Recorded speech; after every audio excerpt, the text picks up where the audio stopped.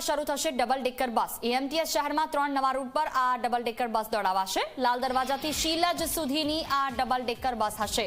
સારંગપુરથી સિંગરવા પાટિયા સુધી double decker બસ ચાલશે અને નરોડાથી લાંભા ક્રોસ રોડ સુધી ડબલ ડેકર બસ ચાલશે। 13 માર્ચથી અમદાવાદ શહેરમાં 3 નવી બસ શરૂ કરવામાં આવશે। આ ત્રણેય રૂટ ખૂબ લાંબા છે, ઉત્તરથી દક્ષિણ સુધીનો એરિયા કવર કરશે। હાલમાં રાણીપથી ચાંદખેડા રૂટ ઉપર આ બસ શરૂ કરવામાં આવી છે।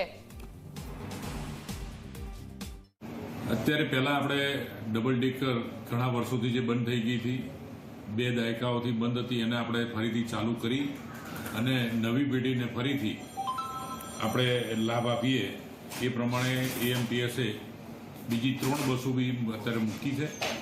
એમાંથી લાલ દરવાજાથી શીલજ એ રૂટ ઉપર એક ડબલ ડેકર બસ ચાલશે અને નરોડા પાટિયાથી